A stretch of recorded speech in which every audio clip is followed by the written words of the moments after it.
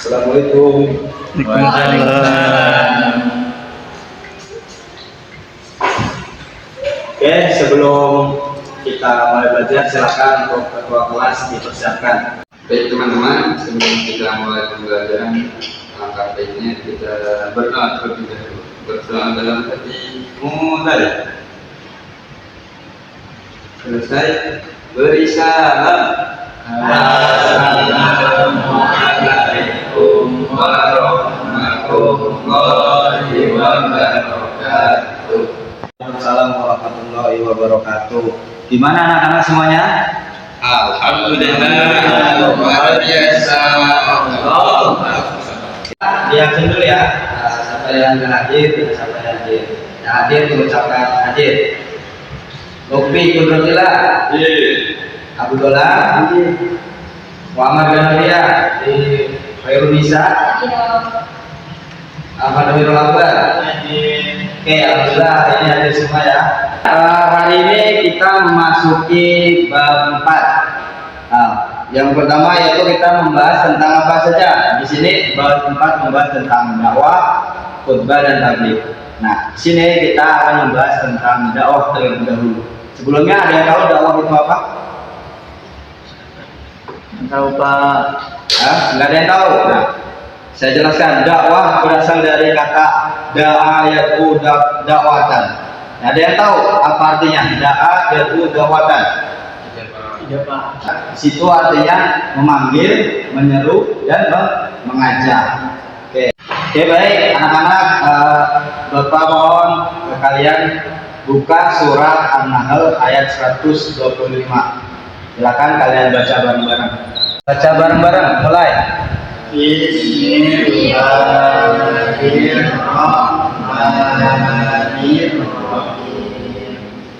Ud'u ila sabili rabbika bil hikmati wal mau'izatil hasanati wajadilhum billati hiya ahsan. Inna rabbaka huwa a'lamu biman dhalla an sabilihi wa huwa a'lamu bil muhtadin. Ija baca artinya dan jelaskan maksud dari ayat Al-Quran tersebut. Baik, artinya serulah manusia ke jalan Tuhanmu dengan hikmah dan pengajaran yang baik, serta debatlah mereka dengan cara yang lebih baik. Sesungguhnya Tuhanmu dialah yang paling tahu siapa yang tersesat dari jalannya, dan dia pula yang paling tahu siapa yang mendapat petunjuk. Ya, jadi maksud dari ayat ini kita itu harus berbuat baik, Pak.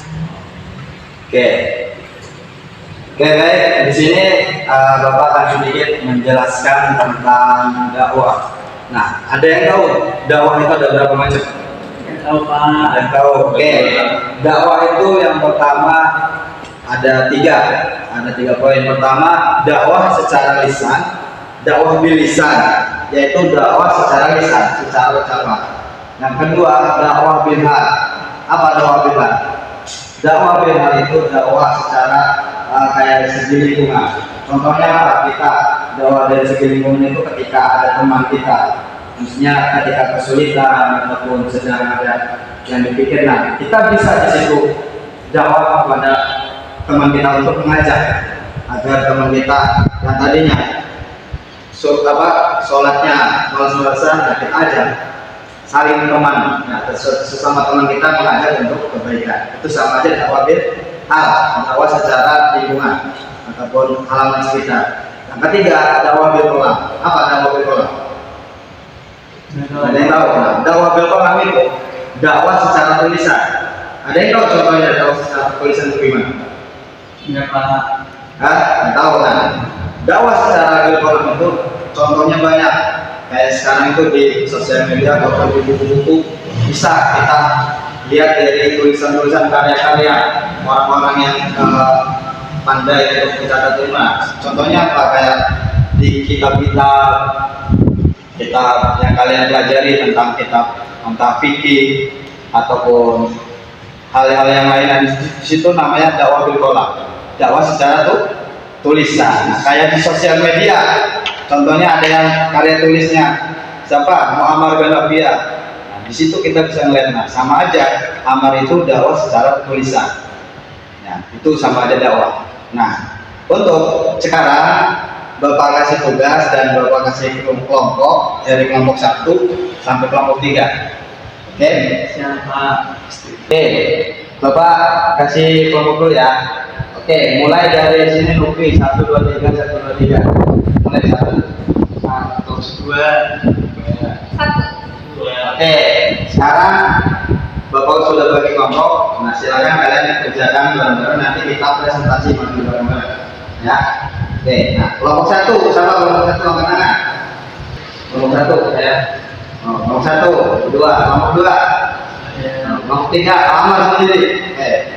Nah, silakan kelompok 1 Bapak kasih materinya tentang dakwah bil lisan. Tadi itu dakwah bil lisan apa? Dakwah secara ucapan. Yang kelompok 2 dakwah bil hal. Apa dakwah bil hal? Lingkungan. Nah, kelompok 3 Ammar dakwah bil qalam, dakwah secara tulisan. Oke, silakan kalian kerjakan tugasnya dan presentasinya. Buat lingkaran, nah, di situ kalian nanti diskusikan. Nah, menurut kelompok 1 itu apa, kelompok 2 itu apa, dan kelompok 3 itu gimana? Ya, jadi kalian diskusikan situ. Nanti kalian berargumentasi sesama kelompoknya masing-masing. Ya, bareng cuma membahas tentang kelompok masing-masing. Oke, sekarang lingkaran. Ya, jadi kita ini mau diskusi apa tadi itu? Tentang Ini dakwah itu. dakwahnya, Kan dakwah kan ada 3 gitu. Iya. Ada apa aja sih?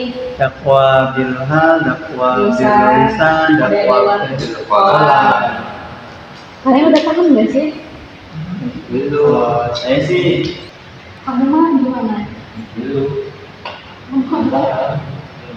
Kalau menurut saya sih ya, kalau menurut saya dakwah bil hal itu metode dakwah yang melalui perbuatan nyata pada dakwah bil hal.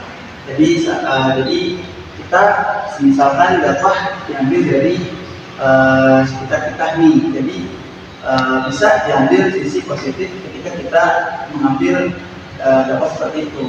Kalau menurut saya kebanyakan sekarang itu dakwah bil hal itu lebih lisan. Kalau bilisan apa? Lisan kan secara ucapan, Ya. ini hanya sebatas ucapan dan dengan prakteknya. Oh, Jadi dia menyuruh dengan kebaikan, tapi dia melakukan keburukan. Bukan gitu, Muhammad. Kalau bil itu satu lagi bil qalam. Gimana Mbak? Tapi setahu saya bil qalam itu, pengetahuan saya bil qalam itu secara tulisan. Tapi mungkin ada pendapat teman lain yang bisa dibantu. Oke, gimana hasilnya hari ini? Udah sepakat ya? Nah, jadi kalian di sini sudah tahu apa itu dakwah lisan, dakwah bil hal, dakwah bil qalam. Coba Abu, apa itu dakwah bil lisan? Kalau saya sih Pak, kalau dakwah bil lisan itu yang saya tahu dakwah secara ucapan. Betul. Tapi ada teman saya yang mengatakan bahwasanya bisa nggak harus dengan ucapan, seperti misal saya berbicara dakwah melalui video gitu kan, itu disebut juga dengan dakwah bilisan. Itu seperti apa itu Pak? Nah, itu maksudnya dakwah sama aja ketika kita di sosial media, tetapi kita dakwah secara online. Itu mengapa? Itu sama aja dakwah secara lisan, karena beliau menyampaikan secara lisan, namun tetapi menyampaikannya secara online. Nah, dan tadi juga saya mendengar kata Nufi, kebanyakannya sekarang di dakwah bilisan itu kebanyakan dakwahnya bilisan, cuma nggak maksudnya mempraktekkan secara langsung. Nah, itu dari segi di mana orangnya. Jadi untuk kita sebagai calon pendidik, maka dari itu kita harus mempelajari itu. Jadi biar kita nggak tak apa memerintah, tapi kita tidak melambatkan itu. Jadi di sini kita diskusi, Bapak harap kalian pakai, kalian terapkan di masyarakat ini. Oke, ya, aman. Oke, mungkin itu aja pelajaran hari ini. Semoga bisa bermanfaat untuk kalian dan menjadi anak-anak yang sukses. Mungkin itu aja. Mohon maaf. Bila taufiq wal hidayah. Wassalamualaikum warahmatullahi wabarakatuh.